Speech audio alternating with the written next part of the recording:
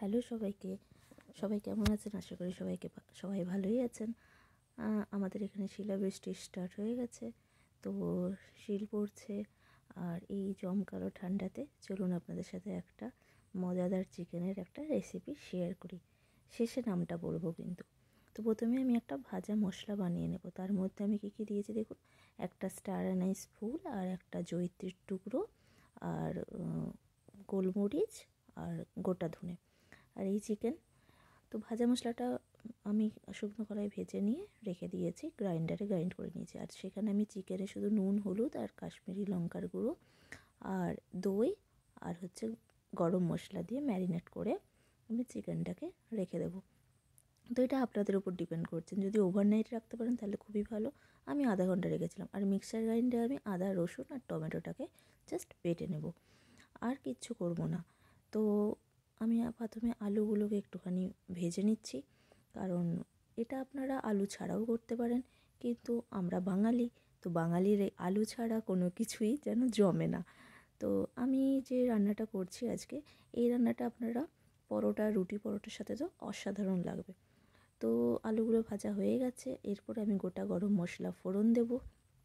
আর এখানে আমি ফোড়নের সাথে আরেকটা দেবো, আমার এখানের প্যানটা খুবই তাড়াতাড়ি হিট হয়ে যায়, তার জন্য মশলাগুলোও তাড়াতাড়ি একটুখানি জ্বলে গিয়েছিল। তবে চেষ্টা করবেন যাতে আপনাদের মশলাগুলো না জ্বলে যায়। তো এই মশলাগুলো দেওয়ার পরে এরপর আমি যেটা অ্যাড করব সেটা হচ্ছে মৌরি, যেটাকে ফিনেল সিডও বলে।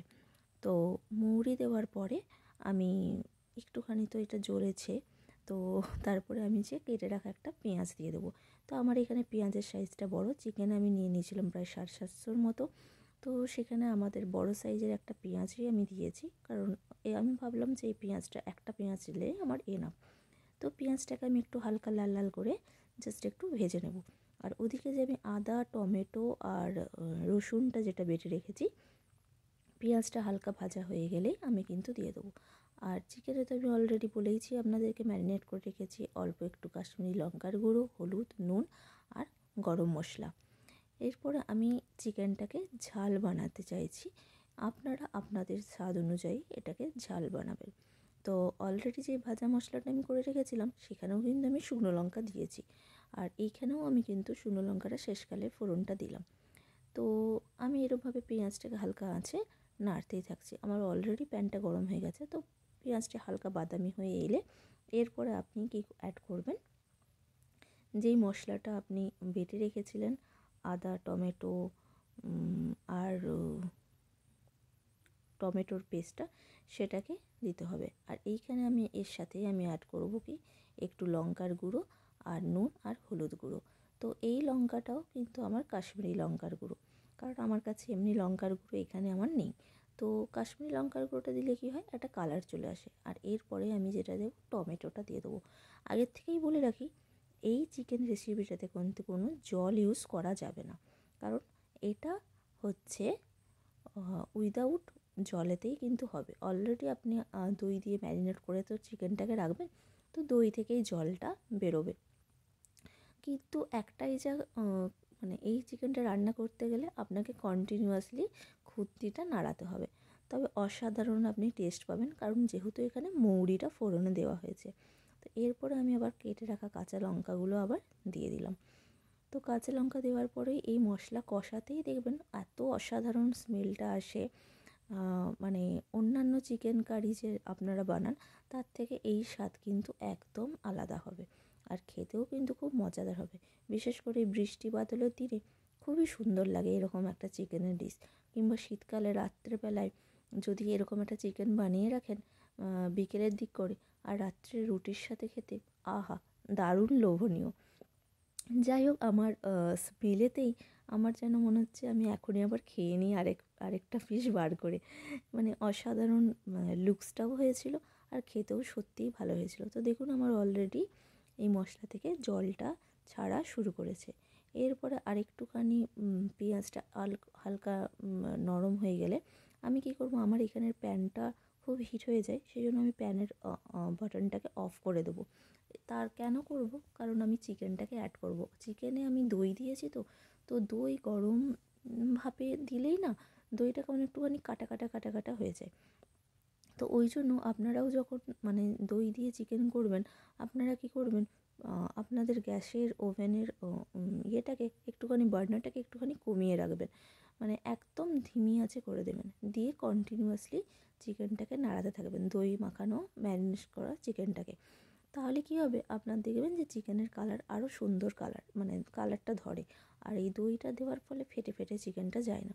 আমি জানি সবাই রান্নাতে খুবই এক্সপার্ট, তাও আর কি টুকিটাকি একটুখানি বলে দিলাম। আমার থেকে অনেকেই যারা আমার ভিডিও দেখেন তারা অনেকেই রান্নাতে এক্সপার্ট, তাও আমি আমার মতোভাবে শেয়ার করি আর কি, যদি আপনাদের কোনো ভালো লেগে থাকে। তো যাই হোক, এটা আমার ট্রিক্স, আমি এইভাবেই করি, আর আপনারাও করে দেখবেন। তো অলরেডি আমার এখানে চিকেনে কিন্তু জল ছেড়ে দিয়েছে, আর আমি যে ভেজে রেখেছিলাম আলুগুলো, সেই আলুগুলো এখানে অ্যাড করে দিয়েছি। আর কিন্তু কোনো মশলা দিইনি, একটা মশলা যেটা দিলাম সেটা কিন্তু জিরে গুঁড়ো দিয়েছি, কারণ এই চিকেনে আমি তো ফোড়নে জিরে টিরে দিইনি, তো একটুখানি জাস্ট সামান্য 1 চামচের মতো আমি জিরে গুঁড়ো দিয়েছি, আর কিছু মশলা দিইনি, কারণ মশলাটা আমি দেবো শেষকালে, ওই যে ভেজে রাখা মশলাটা ওটাই দেবো। আর এরপরে চিকেনটাকে আমি জাস্ট হতে একটু সময় দেবো। আমার এখানে কি হয়েছে, কড়াইটা আমার খুব ছোট হয়ে গেছে, তো মানে আলুগুলো যদি আমি না অ্যাড করতাম তাহলে হয়তো আমার কড়াইটা ঠিকঠাকই ছিল, বাট আমি অনেকগুলো আলু দিয়ে দিয়েছি, কারণ আমার বাড়িতে সবাই একটু আলু পছন্দ করে, তো সেই জন্য আলু, আর আমিও পছন্দ করি, কারণ রাইসের সাথে আলুটা না হলে ঠিক মানায় না, বা রুটি খেলে রুটির সাথেও আলুটা না হলে মানায় না। এরপরে আমি কেটে রাখা একটুখানি ধনেপাতা ডাঁটি যেগুলো থাকবে ডাঁটের অবস্থায়, সেই ধনেপাতা ডাঁটিগুলো আমি কেটে জাস্ট দিয়ে দিয়েছি। কালারটা এসেছে দেখছেন, এখনই কালার চলে আসছে, আরও পরে পরে ধীরে ধীরে আরও কালার আসবে। তো গন্ধেতে চারিদিকটা পুরো মোমো করছে, আর অসাধারণ, আমার যেন মনে হচ্ছে মানে ঘ্রাণেন অর্ধভোজনম বলে না, তো সেই রকমই তাই, ঘ্রাণেন অর্ধভোজনম। অবশ্যই মানে আমি এখান থেকে ভাবছেন কি যে আমি খাইনি, আমার অলরেডি একটা টপা খাওয়া হয়ে গেছে, কারণ সত্যিকারেরই খুব সুন্দর স্মেল আসছে, আমি জাস্ট নিজেকে লোভ সামলাতে পারছিলাম না। আর এই চিকেনটা আমি ফার্স্ট টাইম করছি, ফার্স্ট টাইমেই যে এতটা ভালো হয়ে যাবে ভাবিনি।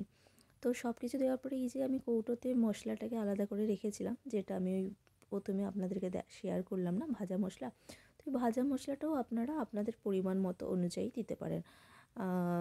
যদি আপনি যদি 1 কেজি চিকেন করেন তাহলে বলবো যে পুরোটাই দিয়ে দিন, কিন্তু আমার 1 কেজির থেকে একটু কম, আমার মনে হলো যে আবার কেন অন্য দিন করব, তো ভাজা মশলাটা রেখে দিলাম। কিন্তু ভাজা মশলা স্টোর করে রাখলে কী হয় বলুন তো, এই স্মেলটা উড়ে চলে যায়, আর এই ভাজা মশলাটা দেওয়ার পরেই কিন্তু চিকেনের কালারের টেক্সচারটা কিন্তু একটু ডিফারেন্ট হয়ে যাবে।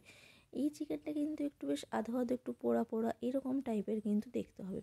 আর এতটা যে জল আছে ভাববেন না, জলটা আছে এই কারণেই, আমার চিকেন হয়ে এসেছে, বাট এখানকার আলুগুলো না সেদ্ধ হতে খুব সময় লাগে, তো আলুটা এখনও সেদ্ধ হয়নি, কারণ আমি এইবারে বাজারে গিয়ে আমি ডিফারেন্ট টাইপের আলু কিনেছি, তো ওই জন্যই আলুটার একটু ডিফেক্টিভ আছে আর কি।